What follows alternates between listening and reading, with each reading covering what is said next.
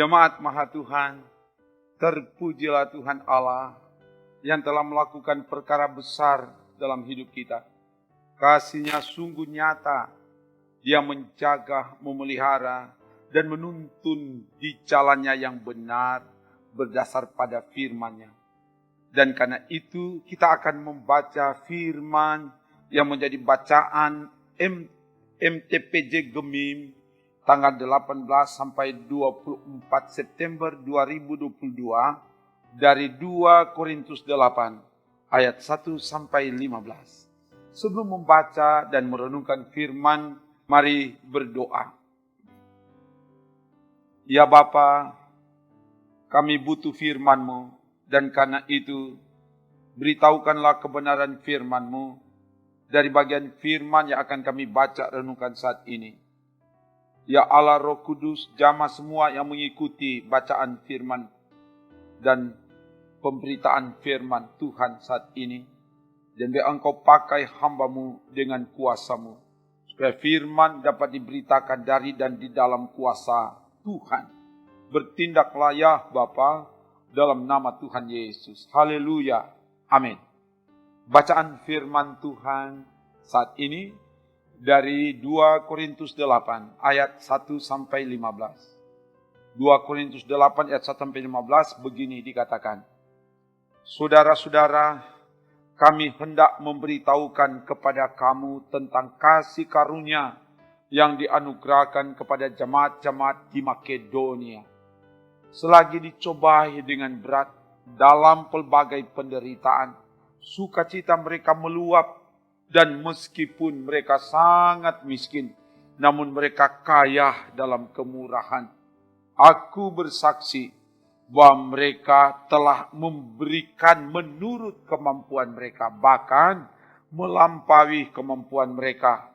Dengan kerelaan sendiri, mereka meminta dan mendesak kepada kami, supaya mereka juga beroleh kasih karunia untuk mengambil bagian dalam pelayanan kepada orang-orang kudus. Mereka memberikan lebih banyak daripada yang kami harapkan. Mereka memberikan diri mereka pertama-tama kepada Allah. Kemudian oleh karena kehendak Allah juga kepada kami. Sebab itu kami mendesak kepada Titus supaya ia mengunjungi kamu dan menyelesaikan pelayanan kasih itu sebagaimana ia telah memulainya. Maka sekarang sama seperti kamu kaya dalam segala sesuatu, dalam iman, dalam perkataan, dalam pengetahuan, dalam kesungguhan untuk membantu, dan dalam kasih-Mu terhadap kami, demikianlah juga hendaknya kamu kaya dalam pelayanan kasih ini. Aku mengatakan hal itu bukan sebagai perintah, melainkan dengan menunjukkan usaha orang-orang lain untuk membantu. Aku mau menguji keikhlasan kasih kamu, karena kamu telah mengenal kasih karunia Tuhan kita Yesus Kristus, bahwa Ia yang oleh karena kamu menjadi miskin sekalipun Ia kaya, supaya kamu menjadi kaya oleh karena kemiskinannya. Inilah pendapatku tentang hal itu, yang mungkin berfaedah bagimu. Memang sudah sejak tahun yang lalu kamu mulai melaksanakannya dan mengambil keputusan untuk menyelesaikannya juga. Maka sekarang selesaikan jugalah pelaksananya itu. Hendaklah pelaksananya sepadan dengan kerelaanmu, dan lakukanlah itu dengan apa yang ada padamu. Sebab jika kamu rela untuk memberi, maka pemberianmu akan diterima. Kalau pemberianmu itu berdasarkan apa yang ada padamu, bukan berdasarkan apa yang tidak ada padamu. Sebab kamu dibebani, bukanlah supaya orang-orang lain mendapat keringanan, tetapi supaya ada keseimbangan. Maka hendaklah sekarang ini kelebihan kamu mencukupkan kekurangan mereka, agar kelebihan mereka kemudian mencukupkan kekurangan kamu. supaya ada keseimbangan. Seperti ada tertulis, orang yang mengumpulkan banyak tidak kelebihan, dan orang yang mengumpulkan sedikit tidak kekurangan.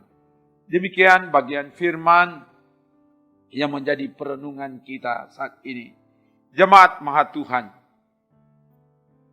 tema khotbah ini adalah hendaklah kamu kaya dalam pelayanan kasih.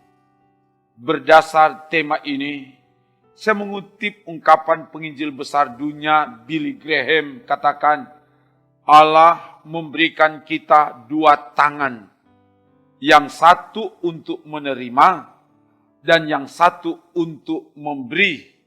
Makanya ketika kita menerima, selalu kita katakan terima kasih. Artinya ketika kita menerima, maka harus ada kesediaan juga untuk memberi. Orang Manado bilang kalau sobat terima, mesti bakase. Bukan cuma terima-terima dan nyandak bakase. Sebab kita bukanlah waduk, tempat penimbunan, tetapi kita adalah saluran untuk berbagi. Itulah yang mau disampaikan dari bagian firman yang menjadi perenungan saat ini. Dari bagian firman ini ada upaya pengumpulan uang untuk membantu orang-orang Kristen yang ada di Yerusalem, yang sedang menghadapi wabah kelaparan yang berkepanjangan, sehingga mereka berada di tengah kekurangan dan bahkan kemiskinan. Dan bantuan itu hendaklah diberikan dengan kerelaan hati, bukan dengan sedih hati atau karena keterpaksaan. Sebab Allah mengasihi orang yang memberi dengan sukacita. 2 Korintus 9 ayat 7. Paulus mengambil contoh jemaat-jemaat di Makedonia yang oleh karena kasih karunia yang dianugerahkan kepada mereka, sekalipun dicobai dengan berat, sekalipun berada di tengah pelbagai penderitaan, sukacita mereka meluap. Meskipun mereka sangat miskin, mereka kaya dalam kemurahan. Ayat 1 dan 2. Jemaat-jemaat di Makedonia, di dalamnya ada jemaat Tesalonika, jemaat Filipi, dan Berea. Mereka mengalami gangguan dan ada dalam tekanan dari pihak orang-orang non-Kristen, membuat jemaat-jemaat ini menderita kemiskinan, bahkan sangat miskin. Dalam keadaan yang sangat miskin, tidak mungkin bisa membantu orang lain. Tapi tidak demikian dengan jemaat-jemaat Makedonia. Justru dengan kerelaan sendiri, mereka meminta dan mendesak agar mereka juga beroleh kasih karunia untuk mengambil bagian membantu orang-orang kudus di Yerusalem. Mereka memberi menurut kemampuan mereka, bahkan melampaui kemampuan mereka. Mereka memberikan lebih banyak dari yang diharapkan. Pertama-tama mereka memberikan diri mereka kepada Allah dan kemudian kepada pelayan Tuhan. Ayat 3 sampai ayat 5. Disinilah letak kekayaan mereka. Kekayaan dalam kemurahan hati tidak semata-mata ditentukan oleh apa yang dimiliki, tapi ditentukan oleh kasih karunia, kesediaan, dan kerelaan hati untuk memberi sekalipun dalam kekurangan, sekalipun dalam kemiskinan, akan tetap memberi, apalagi dalam berkelebihan, seperti jemaat yang ada di Korintus, di mana jemaat yang ada di Korintus ini mereka kaya dalam segala sesuatu, dalam iman, dalam perkataan, dalam pengetahuan, dalam kesungguhan untuk membantu, dan dalam kasih. Kedatangan Titus ke Korintus mendorong mereka supaya mereka juga kaya dalam pelayanan kasih kepada jemaat-jemaat di Yerusalem. Ayat 6 dan 7. Dan hendaklah pelayanan kasih itu dilakukan dengan tulus ikhlas. Pelayanan kasih yang dilakukan bukan hanya belajar dari apa yang dilakukan oleh jemaat-jemaat di Makedonia, tapi lebih dari itu belajar dari pelayanan kasih yang dilakukan oleh Yesus Kristus. Dia rela memberi, menjadikan dirinya miskin, supaya oleh kemiskinannya kamu menjadi kaya. Bahkan dia mengorbankan nyawanya untuk menyelamatkan umatnya. Ayat 8 dan 9 bacaan kita. Karena itu Paulus mendorong jemaat di Korintus untuk melanjutkan dan menyelesaikan apa yang sudah mereka mulai untuk membantu jemaat di Yerusalem.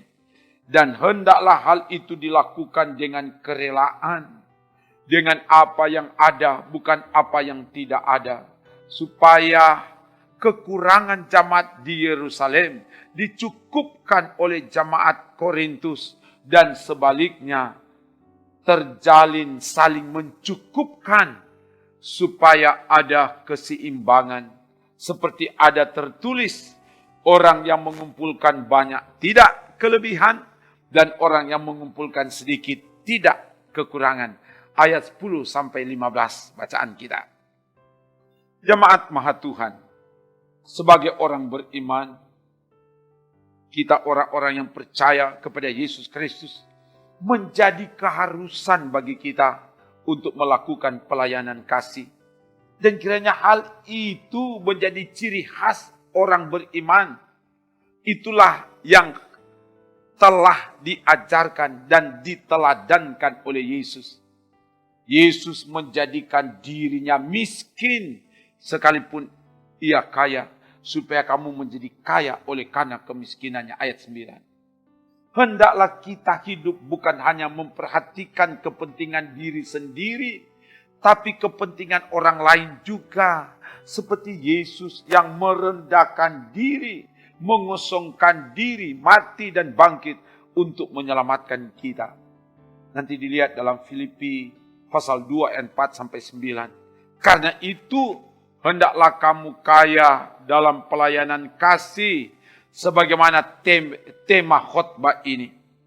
Ingat, kualitas hidup orang beriman bukan semata diukur dari banyaknya harta yang ditimbun, tapi diukur dari apa yang dibagikan. Itulah yang dilakukan oleh jemaat-jemaat Makedonia. Sekalipun mereka sangat miskin, mereka kaya dalam pelayanan kasih. Itu adalah kasih karunia Allah. Kasih karunia Allah mendorong umat, sekalipun di tengah kemiskinan ada kesediaan, ada kerelaan untuk memberi, untuk membantu orang yang sangat membutuhkan. Kemiskinan, kekurangan tidak jadi alasan untuk tidak memberikan pelayanan kasih. Justru di tengah kekurangan dan kemiskinan, kita rela untuk memberi.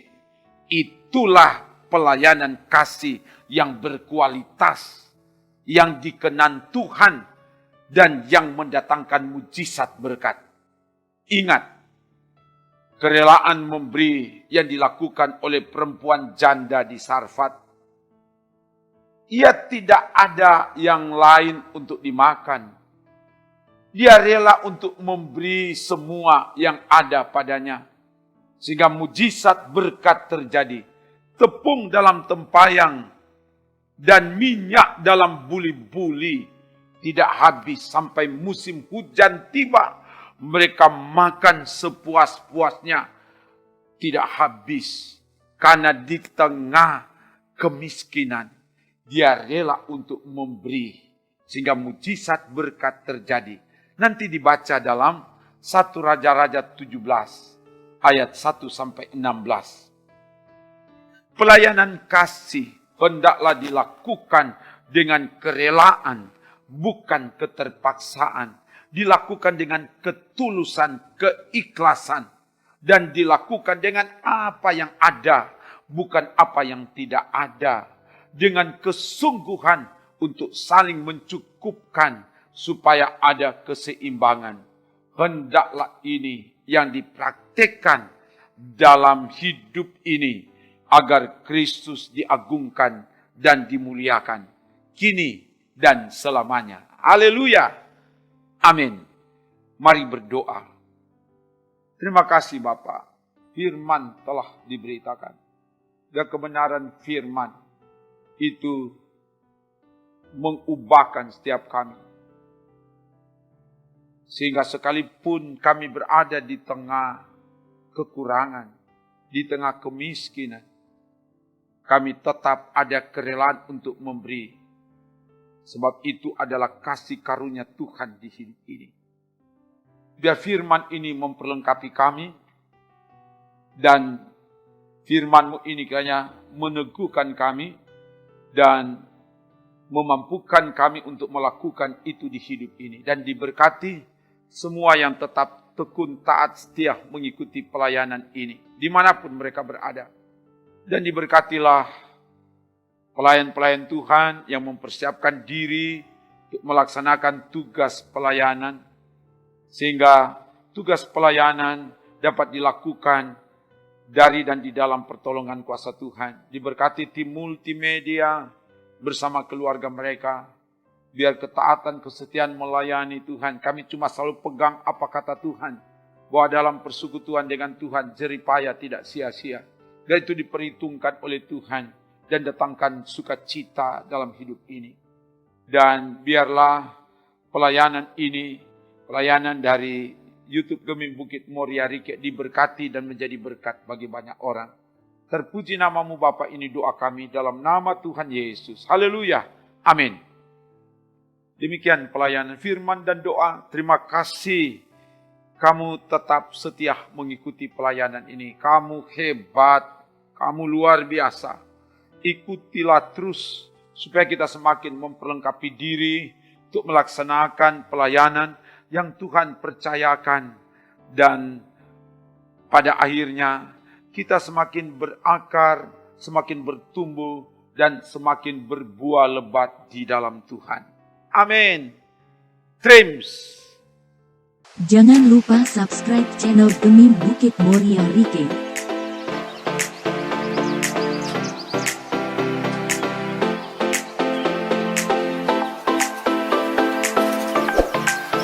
Dan nyalakan lonceng di samping kanan untuk memperoleh info terbaru mengenai ibadah-ibadah yang dilaksanakan. Salam sehat. Tuhan Yesus memberkati kita semua. Shalom.